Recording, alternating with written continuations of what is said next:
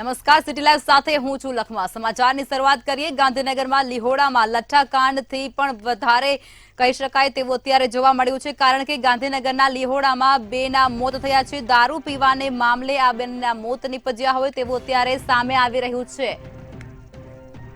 પોલીસની બેદરકારી હશે તો કાર્યવાહી કરાશે તેવું અત્યારે પોલીસ કમિશનર દ્વારા પણ કહેવામાં આવી રહ્યું છે। આ સમગ્ર ઘટના અત્યારે ગાંધીનગરથી સામે આવી રહી છે, જેમાં 2 લોકોના મોત નિપજ્યા છે। અન્ય 10 લોકો છે તેઓ અત્યારે ઈજાગ્રસ્ત, તેઓની તબિયત અત્યારે વધારે પૂરતી ખરાબ છે અને તેમને અત્યારે હોસ્પિટલમાં સારવાર હેઠળ ખસેડવામાં આવ્યા છે। તેઓની સારવાર ચાલી રહી છે।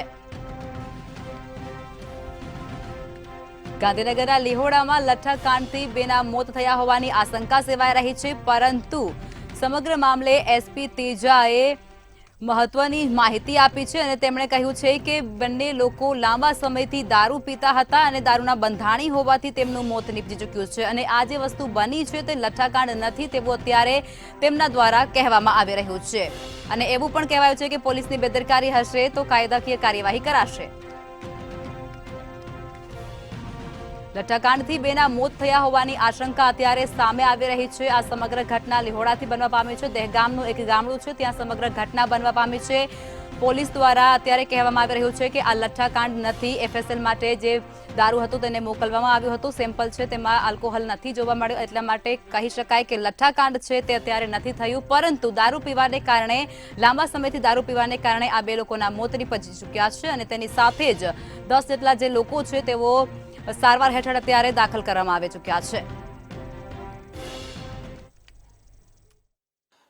કોઈની જે આર્થિક લાલચ અને કોકના જે બુટલેગરો છે તેના દ્વારા પોતાના ખિસ્સા ગરમ કરવા અને ભ્રષ્ટ પોલીસ અધિકારીઓના લીધે ઘણા બધા ઘર જે છે તે ઉજળી જાય છે અને નાના બાળકો છે તેના ઉપરથી પિતાનો છાંયો જતો રહે છે। આવી જે ઘટના છે દહેગામ વિસ્તારની થઈ છે। વિક્રમસિંહ એકદમ નાની ઉંમરના જે યુવાન હતા તેના જે મૃત્યુ થયું છે કેમિકલ જે પીવાથી। એમના પિતા છે, બીજા પરિવારના લોકો પણ છે। એ જણાવશો કે આપણને કેવી રીતે ખબર પડી આ ઘટનાની? સાહેબ ગામમાં ગયા પછી મને વાત મળેલી કે આ બન્યું।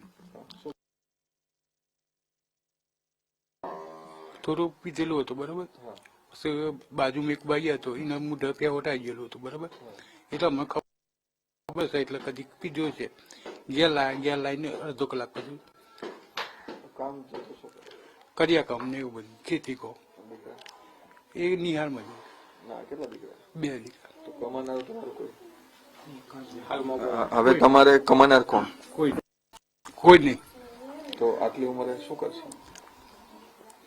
આપણો જુવાન જો દીકરો ગુમાવ્યો આપણને દુઃખ કેટલું થતું? સાહેબ શું કરીએ? કામગીરી કેવી થઈ ગઈ? કડક થવી જોઈએ ને સાહેબ, થોડી કડક થવી જોઈએ। જો પોલીસે પેલા ધ્યાન રાખ્યું હોત તો તમારી જેવા જે નવયુવાનો જે છે અને ખાસ કરીને આ જે બુટલેગરો છે નવયુવાનો વધારે ટાર્ગેટ કરતા હોય, તમારું શું કહેવાનું છે? મારું તો એ જ કેવું છે કે પોલીસને એક્શન લેવું પડે આગળનો, કે પકડી લે, જે પીઠા હોય બંધ કરાવવો પડી। આવું તો અમારું ખોવાઈ ગયું ભાઈ, આવું બીજાને બની શકે છે આગળ છે। તો મારું તો એમ જ કેવું પોલીસ કે તમે હપ્તા લેતા હો તો બંધ કરી દો અને આની લાંબી કાર્યવાહી થાય એવું મારું અપીલ છે। સાથે સાથે ગામની અંદર જ આવી રીતે દારૂ જયારે વેચવા આવતા હોય છે તો હવે આપણે આ બધાનો બંધ કરાવવાનો વિરોધ કરવાનો એવું કઈ છે આપણે કે આ બધા બુટલેગરો જે ગામમાં ના ઘૂસે? સાચી વાત છે સાહેબ, મોટા ગુજરાતમાં નશાબંધી છે તો બી સત્તા દારૂ વેચાય છે, ખુલ્લે આમ દારૂ વેચાય છે। દરેક જગ્યાએ આવા આટલાથી 5 કિલોમીટર અડ્ડા ચેક કરાતા હોય બુટલેગર, કોઈને નથી કરવી, બેઠા બેઠા કમાવું છે પાણીના પૈસાથી।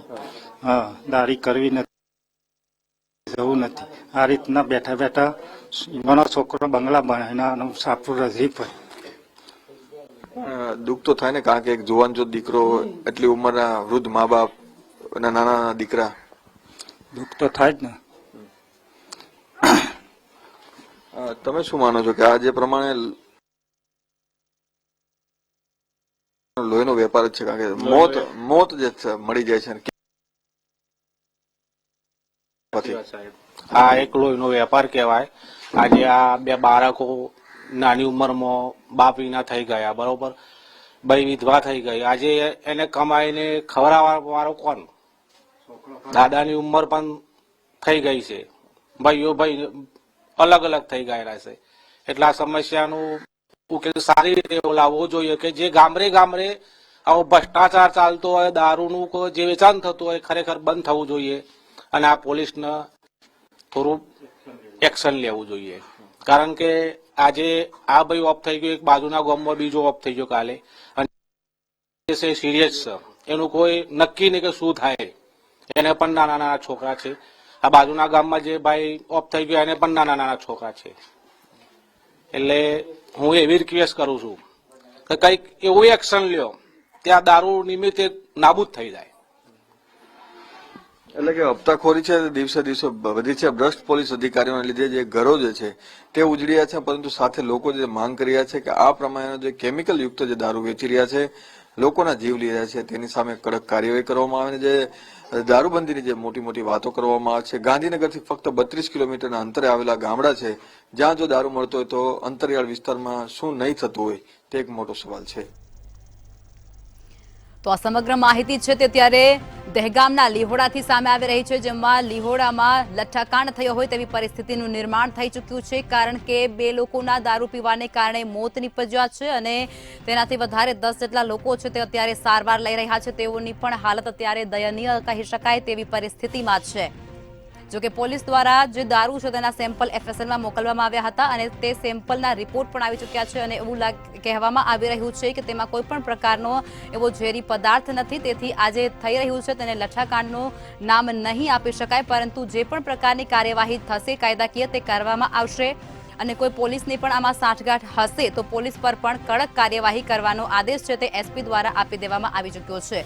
ત્યારે આ મુદ્દે સમગ્ર તપાસ પણ હાથ ધરવામાં આવી રહી છે, જેમાં 10 જેટલી પોલીસ દ્વારા ટીમો બનાવવામાં આવી છે અને તેમના દ્વારા જ આ સમગ્ર મામલે આગળની તપાસ છે તે હાથ ધરવામાં આવી ચૂકી છે. પોલીસે 10 જેટલી ટીમોને બનાવી છે અને આ ગામ છે આખામાં તેમાં તપાસ પોલીસ છે તે આદરી રહી છે. પોલીસ દ્વારા સમગ્ર મામલે તપાસ કરાઈ રહી છે અને 5 ગુના નોંધી 7 લોકોની અટકાયત અત્યારે પોલીસ દ્વારા આ મામલે કરવામાં આવી ચૂકી છે.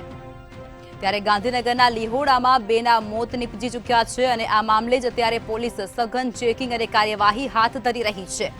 લઠ્ઠાકાંડથી 2ના મોત થયા હોવાની આશંકા છે તે સેવાઈ રહી છે, પરંતુ અહીંયા જે થઈ રહ્યું છે તેને લઠ્ઠાકાંડનું સ્વરૂપ નહીં દેવામાં આવે, કારણ કે રિપોર્ટમાં એ પ્રકારનું કંઈ જ આવ્યું નથી એવું SP દ્વારા કહેવામાં આવ્યું છે. ત્યારે રવિ તેજા વાસમા શેટ્ટીએ આ તમામ માહિતી આપી દીધી છે.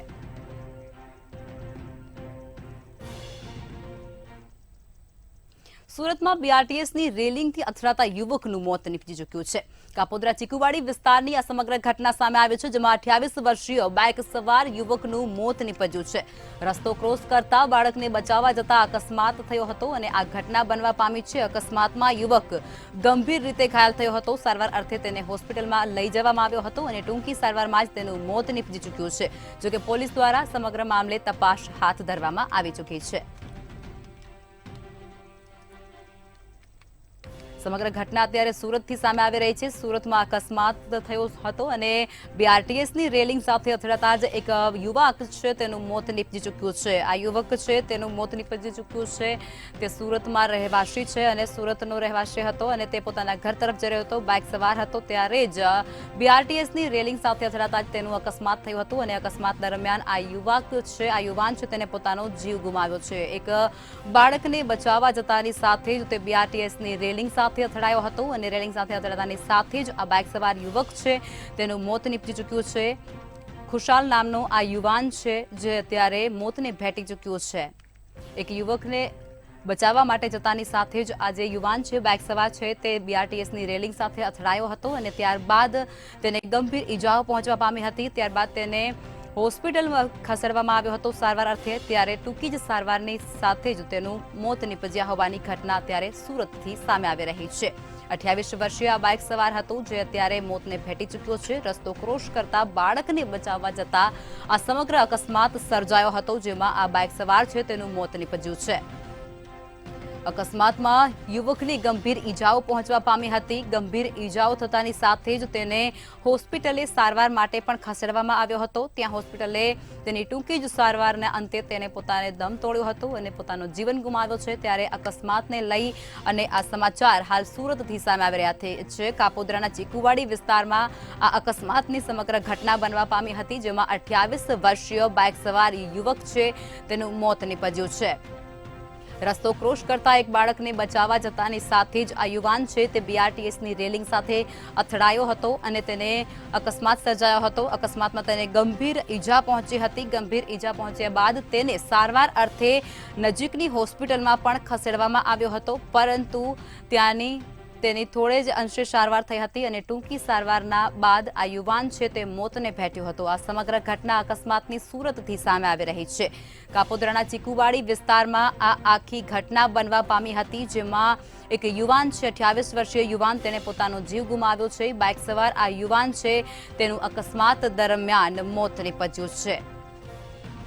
મળતી માહિતી મુજબ રસ્તો ક્રોસ કરતા એક બાળકને બચાવવા જતા આ અકસ્માત સર્જાયો હતો. જે બાળકને બચાવવા જતાની સાથે જ તે બીઆરટીએસની રેલિંગ સાથે અથડાયો હતો અને બાઇક સવાર જે યુવાન હતો તેને ગંભીર રીતે ઈજાઓ પહોંચી હતી. ગંભીર ઈજાઓ પહોંચતાની સાથે જ તેને હોસ્પિટલે પણ ખસેડવામાં આવ્યો હતો અને ટૂંકી સારવાર દરમિયાન જ આ યુવાન છે તેનું મોત નીપજ્યું છે. બિલકુલ, સુરતમાં ખૂબ જ કરુણ ઘટના બની હતી અને જે કહી શકાય કે 28 વર્ષીય યુવક જે છે તે બીઆરટીએસની રેલિંગ સાથે અથડાયો હતો.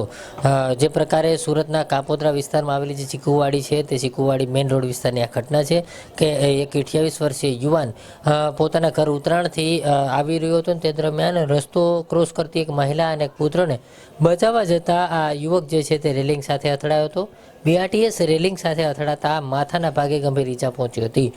લોકટોળું એકઠું થઈ ગયું હતું અને તાત્કાલિક જ આ યુવાનને સારવાર અર્થે 108ની મદદથી સુરત સિવિલ હોસ્પિટલમાં ખસેડવામાં આવ્યો હતો.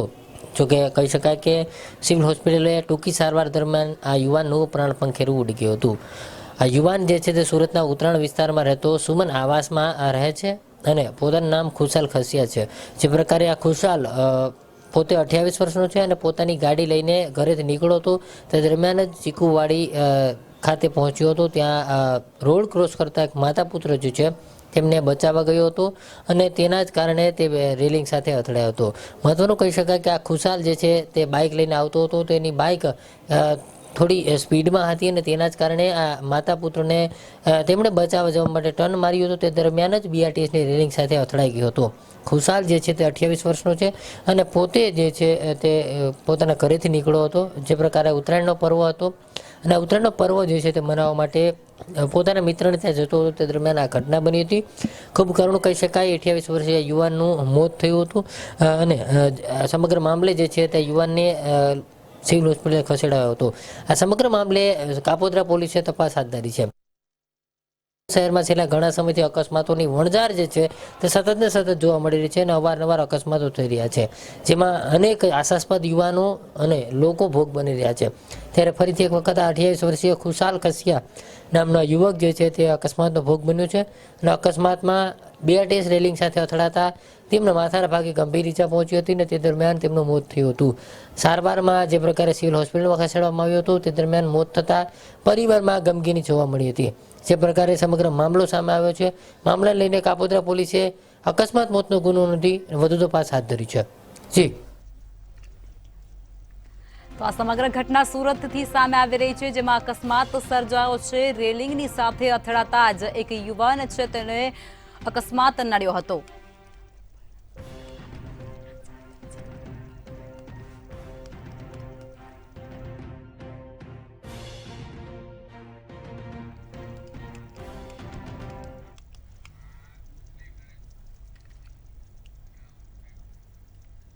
ઉત્તરાયણ નિમિત્તે ઘણા અબોલ પક્ષીઓને પતંગ દોરીથી ઘવાઈ જાય છે અને લોહી લુહાણ બને છે. ત્યારે રાજકોટના ત્રિકોણબાગ ખાતે અબોલ જીવની સારવાર અર્થે કરુણા અભિયાન અંતર્ગત સારવાર કેન્દ્ર શરૂ કરવામાં આવ્યો છે, જેમાં એક જ દિવસમાં 367 પક્ષીઓને પતંગના દોરીથી ઈજા પહોંચતા તેની સારવાર કરવામાં આવે છે. ત્યારે આજે પણ ઈજાગ્રસ્ત પક્ષીઓને સારવાર માટે સારવાર કેન્દ્ર ખાતે ખસેડવામાં આવી રહ્યા છે અને કાર્યરત પણ છે આ સારવાર કેન્દ્ર. અબુલજીવને સજા મળી છે તેવું કહેવામાં આવી રહ્યું છે, કારણ કે જે દોરી છે તેનાથી 367 જેટલા પક્ષીઓ છે તે ઘવાયા છે. એટલા બધા પક્ષીઓને ઈજા પહોંચી છે અને આ સમગ્ર ઘટના છે તે રાજકોટથી સામે આવી રહી છે. આ આંકડા છે તે રાજકોટના છે, જેમાં કરુણા અભિયાન અંતર્ગત સારવાર કેન્દ્ર પણ શરૂ કરવામાં આવી ચૂક્યું છે અને તે અંતર્ગત આ 367 બધા જ પક્ષીઓ છે તેને સારવાર આપવામાં આવી રહી છે. ઉત્તરાયણની મજા અબોલ જીવ માટે સજા બની ગઈ હોય તેવું સ્પષ્ટ વર્તાઈ રહ્યું છે. રાજકોટમાં અનેક પક્ષીઓને પતંગના દોરાથી ઈજાઓ પહોંચવા પામી છે. કોઈને પાંખના ભાગે તો કોઈને પગના ભાગે સામાન્યથી ગંભીર ઈજાઓ પણ પહોંચવા પામી છે. ત્યારે અબોલ પક્ષીઓને પતંગના દોરાથી ઈજાઓ પહોંચતા તેને સારવાર અર્થે પણ લઈ જવામાં આવી રહ્યા છે અને એક સારવાર કેન્દ્ર પણ શરૂ કરવામાં આવ્યું છે. એક જ દિવસમાં રાજકોટની અંદર 367 પક્ષીઓ છે તેઓ ઈજાગ્રસ્ત થયા હતા. ત્યારે કરુણા અભિયાન અંતર્ગત તેની સારવાર કરાઈ રહી છે. રાજ્યભરમાં સંક્રાંતના કારણે અનેક પક્ષીઓ છે તે ઘવાયા છે. સીધા જ આપણને રાજકોટના કંટ્રોલ રૂમના દ્રશ્ય દેખાડવા માંગીશ. હજુ પણ જે પક્ષીઓ છે તે પક્ષીઓની જે સારવાર છે તે હાલ કરવામાં આવી રહી છે. ખાસ તો ગઈકાલે જ ક્યાંક 350થી વધુ પક્ષીઓ ક્યાંક ઘવાયા હતા અને આને લઈને ક્યાંક રેસ્ક્યુ પણ ક્યાંક કરવામાં આવ્યા હતા અને રેસ્ક્યુ બાદ તેની સારવાર છે તે કરવામાં આવ્યો હતો. એટલે કે કરુણા ફાઉન્ડેશન અને એનિમલ હેલ્પલાઇનના સંયુક્ત ઉપક્રમે જે આજે કંટ્રોલ રૂમ શરૂ કરવામાં આવ્યો છે તેનો ખૂબ જ સારો સહયોગ રહ્યો ગઈકાલના દિવસે અને આજે પણ ક્યાંક આ જ પ્રકારની સારવાર છે તે પક્ષીઓની ચાલી રહી છે. આપણી સાથે મિત્તલ ખેતાણી છે, કરુણા ફાઉન્ડેશનના પ્રમુખ. મિત્તલભાઈ, શું કહેશો? ગઈકાલે ક્યાંક સ્થિતિ ખૂબ જ દયનીય હોય છે. કઈ પ્રકારની સ્થિતિ હતી અને ગઈકાલે કેટલા પક્ષીઓ ઘવાયા હતા? આમ તો આપના લોકપ્રિય માધ્યમથી આપણે વિઝ્યુઅલ પણ બતાવ્યા. જોઈ શકાય કે સૃષ્ટિનું સૌથી ભોળું જે પક્ષી કહેવાય છે ને અબોલ પક્ષી, અને આપણું તો ભારતનું એક પ્રતીક પણ છે, શાંતિ દૂત છે, એ પક્ષીની જે હાલત છે તમે જોઈ રહ્યા છો. ખબર નથી કે આ લોકો, આ ડોક્ટર મિત્રો એની સેવા કરી રહ્યા છે અને બચાવવા માટેનો પ્રયત્ન કરી રહ્યા છે. એ તો દોરામાં તડપી લટકતા લાગીને પાક વધારે કાપી રહ્યું છે. એટલે આપના લોકપ્રિય માધ્યમથી જ વિનંતી કરવાની કે મકર સંક્રાંતિ જીવદયાનો જબરજસ્ત મોટો ઉત્સવ છે. બધી જીવદયા સંસ્થાઓને લોકો દાન કરતા હોય છે, ત્યારે આ દાનનો ઉત્સવ આ પક્ષીઓ માટે મૃત્યુનું ન કારણ બને તે આપણે જોવું જોઈએ. અને હવે તો કોઈ પતંગ ન જ ઉડાડે, અને ઉડાડે તો પણ પક્ષીઓનું ધ્યાન રાખીને ઉડાડે. એકદમ કાચના દોરાનો પ્રયોગ ન કરે, ચાઇનીઝ દોરાનો પ્રયોગ ન કરે. ખાસ કરીને એ પણ વિનંતી કરવાની કે હજી પણ ઘણા લટકતા દોરાઓ જોવા મળી છે, રસ્તામાં પણ એ રીતે વાયર કપાયેલા જોવા મળે છે. એ બધા તાત્કાલિક આપણે હટાવી લઈશું તો પણ જીવદયાનું અને હજારો જીવ બચાવવામાં આપણે નિમિત્ત બનશું. આવો કોઈ પણ જીવ ક્યાંય પણ જાણવા મળે તો આખા ગુજરાતનો ટોલ ફ્રી નંબર છે કરુણા અભિયાનનો 1962, એ નંબર પર ફોન કરશો તો તેની રેસ્ક્યુ કરવાની પણ વ્યવસ્થા કરવામાં આવશે. ગઈકાલે કેટલી સંખ્યા થઈ હતી પક્ષી જે ઈજાગ્રસ્ત થતા હોય છે, ત્યારે ગયા વર્ષે કેટલી હતી? એટલે કમ્પેર કરીએ તો શું આંકડો આવ્યો હતો? ગઈકાલે 367 કેસ મોડી રાત સુધીના હતા. લાસ્ટ યરની આ જ વાત કરીએ તો લગભગ 600ની ઉપર આ કેસ ગયા હતા. પરંતુ આ પણ એક ઓથેન્ટિક ફિગર એટલા માટે ન કહી શકાય કે આ બધા કેસ તો એવા જે અમારા ધ્યાનમાં આવ્યા, ન ધ્યાનમાં આવ્યા એવા પણ હજારો પક્ષીઓ કમનસીબે હશે જ. અને આમ જોવા જઈએ તો આનંદની વાત છે કે આ બધા મીડિયા મિત્રોના સહકારથી થોડી જાગૃતિ ખૂબ આવી છે, પ્રજાજનો પણ ખૂબ સમજવા મળી ગયા છે. પરંતુ જ્યાં સુધી ઝીરો કેઝ્યુઆલિટી ન થાય ત્યાં સુધી આપણે અભિયાન ચાલુ રાખવાના છીએ. ખાસ તો કેટલી ડોક્ટરોની ટીમ છે તે તૈનાત હતી અને રાજકોટ શહેરી વિસ્તારમાં કેટલા કંટ્રોલ રૂમ ઊભા કરવામાં આવ્યા હતા? દેશનું સૌથી મોટું કરુણા અભિયાન રાજકોટમાં કરવામાં આવે છે. રાજકોટ શહેરમાં 9 કંટ્રોલ રૂમ આ પ્રકારના કરવામાં આવ્યા છે અને આણંદ અને જૂનાગઢથી વિશેષ તબીબ બોલાવી 40 ડોક્ટરોની ટીમ અહીં બોલાવવામાં આવી છે અને રાજકોટ જિલ્લામાં પણ અન્ય 16 કંટ્રોલ રૂમ ખોલવામાં આવ્યા છે. ચોક્કસ ત્યાં હતા આપણી સાથે મિત્તલભાઈ ખેતાણી કે જેઓ કહી રહ્યા છે કે જે રીતની જે સ્થિતિ અત્યારે ખૂબ જ ખરાબ દેખાઈ રહી છે, પણ એ ખુશીની વાત એ છે કે જે ગયા વર્ષે જે આંકડો 700નો હતો તે હવે આંકડો કહી શકાય કે 350ની આસપાસ એક દિવસનો થયો છે. એટલે કે ચોક્કસથી લોકોમાં જાગૃતતા તો આવી છે, પણ હજુ પણ ક્યાંક જાગૃતતાની જરૂર છે જેથી કરીને ઝીરો કેઝ્યુઆલિટી થઈ શકે. રાજકોટથી આ સમાચાર સામે આવી રહ્યા છે. કરુણા અભિયાન અંતર્ગત સારવાર કેન્દ્ર પક્ષીઓ માટે શરૂ કરાયું છે. જે પક્ષીઓને દોરા વડે કોઈ પણ પ્રકારની ઈજા પહોંચી હોય છે તે તમામ પક્ષીઓ છે તેનું આ કેન્દ્રમાં સારવાર કરવામાં આવતી હોય છે. ત્યારે ઉત્તરાયણની મજા આ અબોલ જીવ માટે સજા બની હોય તેવું રાજકોટમાં વર્તાઈ રહ્યું છે, કારણ કે 367 જેટલા પક્ષીઓ છે તે કોઈને કોઈ પ્રકારે ઘાયલ થયા છે. અનેક પક્ષીઓને પતંગના દોરાથી સામાન્ય તથા ગંભીર ઈજાઓ પણ પહોંચવા પામી છે. ત્યારે અબોલ પક્ષીઓને પતંગના દોરાથી ગંભીર ઈજાઓ પહોંચતા તેને સારવાર અર્થે આ કેન્દ્રમાં ખસેડવામાં આવ્યા છે.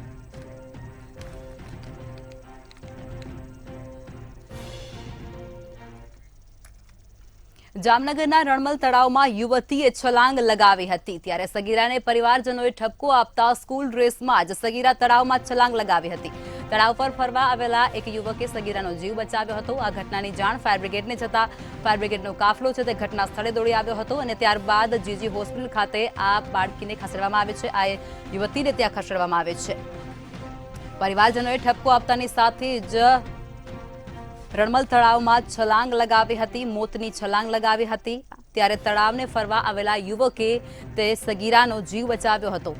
તળાવની અંદર પડેલી સગીરાનો જીવ એક યુવકે બચાવ્યો હતો. આ યુવક ત્યાં ફરવા માટે આવ્યો હતો ત્યારે સગીરાએ સારવાર અર્થે જીજી હોસ્પિટલે ખસેડવાની પણ ફરજ પડી છે. અત્યારે તેની સારવાર ચાલી રહી છે. જામનગરમાં સગીરાએ તળાવમાં મોતની છલાંગ લગાવી હોય તેવી ઘટના સામે આવી છે. રણમલ તળાવમાં આ યુવતી છે તેણે છલાંગ લગાવી છે સગીરાએ. ત્યારે સ્કૂલ ડ્રેસમાં જ સગીરાએ તળાવમાં પડતું મૂક્યું હતું અને જીવન ટૂંકાવ્યાની કોશિશ કરી.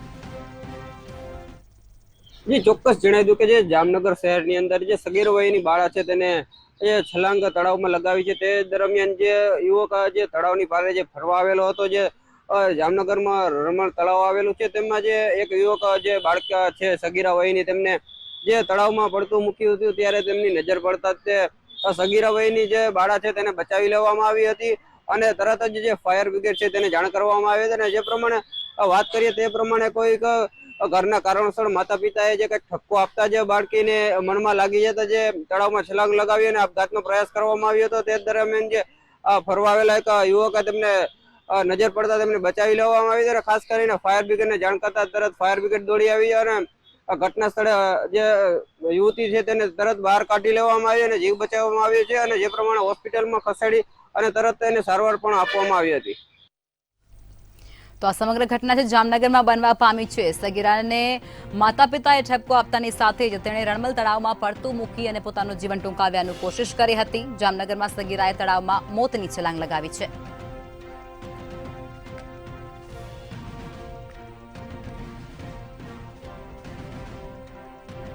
જામનગરથી આ માહિતી મળી રહી છે. માતા પિતાએ સગીરાને ઠપકો આપતાની સાથે જ સગીરાએ મોતની છલાંગ લગાવી છે. પરિવારજનોનો ઠપકો તેને લાગી આવતાની સાથે જ તેણે સ્કૂલ ડ્રેસની સાથે જ રણમલ તળાવ છે તેની અંદર છલાંગ લગાવી હતી. ત્યારે તળાવે ફરવા આવેલા એક યુવકે આ સગીરા છે તેનો જીવ બચાવ્યો હતો અને ત્યારબાદ તેને સારવાર અર્થે જામનગરની જીજી હોસ્પિટલમાં પણ ખસેડવામાં આવે છે અને આ યુવતીની સારવાર છે તે અત્યારે ચાલી રહી છે. આ સમગ્ર મામલો જામનગરથી સામે આવી રહ્યો છે.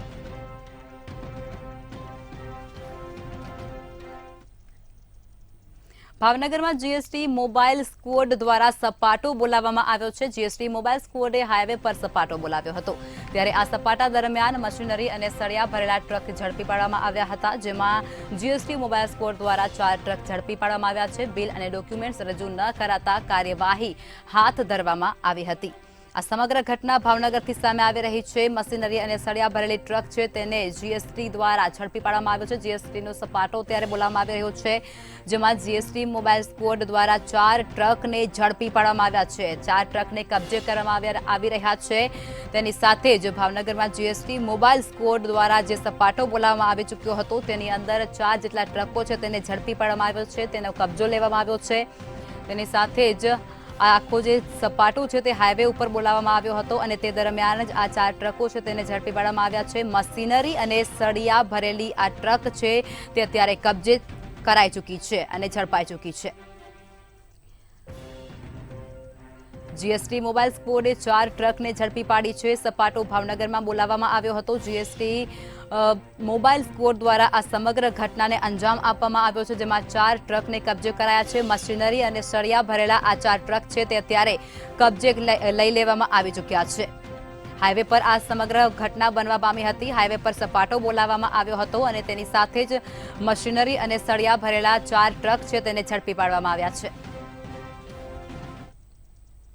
જે ભાવનગર જીએસટી મોબાઈલ સ્કોર દ્વારા જે રીતના હાઈવે રસ્તા પર પેટ્રોલિંગ કરવામાં આવતું હોય છે અને જે શંકાસ્પદ વાહનો એટલે જે દેખાઈ આવે તેની પાસેથી બિલ તેમજ જરૂરી ડોક્યુમેન્ટ માંગવામાં આવતા હોય છે, જેને લઈને ભાવનગર જીએસટીની મોબાઈલ સ્કોર ગઈકાલે જ્યારે ભાવનગરના હાઈવે રસ્તા પર પેટ્રોલિંગમાં હતી એ સમય દરમિયાન ત્યાંથી પસાર થતા 4 ટ્રકને ઊભા રાખીને તેના બિલ તેમજ જરૂરી ડોક્યુમેન્ટ માંગવામાં આવ્યા હતા. પરંતુ આ જે ટ્રક છે તેની અંદર જે સામાન છે, મશીનરી છે, તેમજ અન્ય જે આયરન રોડના જે સામાન હોય છે તેની માટેના જે જરૂરી બિલ અને જરૂરી ડોક્યુમેન્ટ રજૂ કરવાની વાત કરી હતી, ત્યારે ડ્રાઈવર પાસે કોઈ પણ જાતના કાગળિયા રજૂ કરી શક્યા નહોતા. અને ત્યારબાદ આ જે તમામ પ્રકારના વાહનો છે તે માલ સામાન સહિત ભાવનગર જીએસટી ઓફિસના બહુમાળી ભવન ખાતે લાવવામાં આવ્યા છે.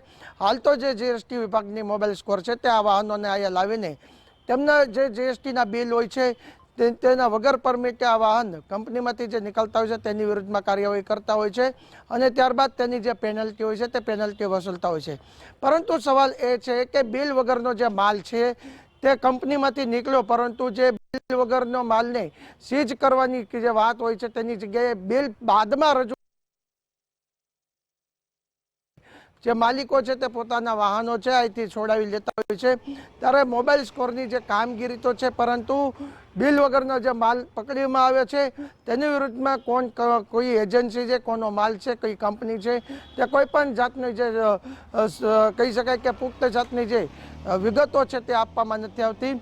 જોકે મોબાઈલ સ્કોરના જે અધિકારી છે તેની સાથે વાતચીત કરતા તેને જણાવ્યું હતું કે ભાવનગરની ટીમ જે કામ કરી રહી છે તેને સંપૂર્ણ વિગત અમદાવાદથી રિલીઝ થતી હોય છે, પરંતુ અમદાવાદથી રિલીઝ થાય છે કે નહીં તે પણ હજી સુધી ભાવનગરની અંદર મીડિયાને એટલે કે મંતવ્ય ન્યૂઝ ચેનલ જ્યારે માહિતી માંગી તેને નથી મળી રહી.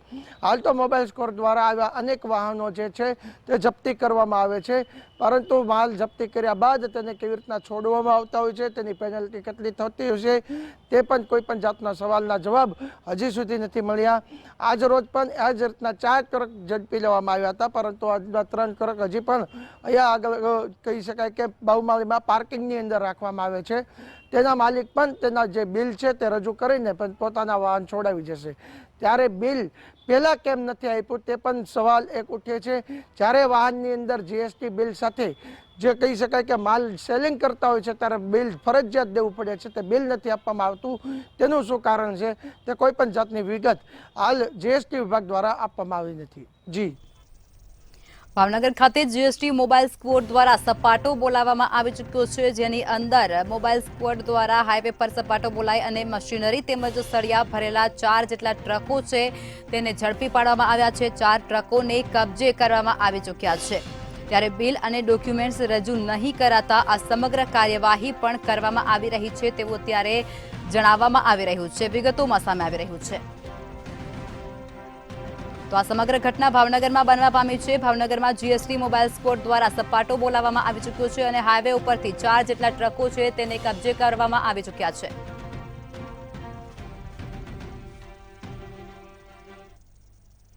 જૂનાગઢમાં હત્યાના ગુનામાં ફરાર આરોપીની અટકાયત કરવામાં આવી છે. છેલ્લા 8 વર્ષથી આ આરોપી ફરાર હતો. 2016માં હત્યાના ગુનામાં સંપડાયેલો આરોપી હતો, જે પંજાબમાંથી આરોપીની ધરપકડ કરવામાં આવી છે. હથિયારીના ગુનામાં આરોપમાં અટકાયત કરી અને આગળની કાર્યવાહી છે તે હાથ ધરવામાં આવી ચૂકી છે. આ સમગ્ર ઘટના જૂનાગઢમાં બનવા પામી છે. 8 વર્ષ પહેલા જે આરોપી હત્યાને અંજામ આપી અને ફરાર થયો હતો તેને હવે ઝડપી પાડવામાં આવ્યો છે. પોલીસને મોટી સફળતા મળી હોય તેવું કહી શકાય છે. 8 વર્ષથી નાસ્તો ભાગતો અને ફરાર આરોપી અત્યારે ઝડપાઈ ચૂક્યો છે. 2016માં હત્યાના ગુનામાં સંડોવાયેલો હતો આ શખ્સ, જેની અત્યારે ધરપકડ કરાઈ છે. પોલીસ દ્વારા પંજાબમાંથી આ આરોપી છે તેની ધરપકડ કરવામાં આવી ચૂકી છે. પંજાબ ખાતે તે ફરાર હતો અને ત્યાંથી તેને ધરપકડ કરાઈ છે. જૂનાગઢમાં 8 વર્ષથી આ ફરાર આરોપીને પોલીસ દ્વારા ઝડપી પાડવામાં આવ્યો છે. ત્યારે પોલીસને મોટી સફળતા મળી છે. હત્યાના ગુનામાં આ આરોપી છે તે ફરાર હતો. 2016માં હત્યાને અંજામ આપી અને તે અહીંથી ફરાર થઈ ચૂક્યો હતો. ત્યારબાદ છેલ્લા 8 વર્ષથી આ આરોપીની શોધખોળ હાથ ધરાઈ રહી હતી. શોધખોળ શરૂ હતી ત્યારે હવે આ આરોપી છે તે 8 વર્ષ બાદ પંજાબમાંથી મળી આવ્યો છે.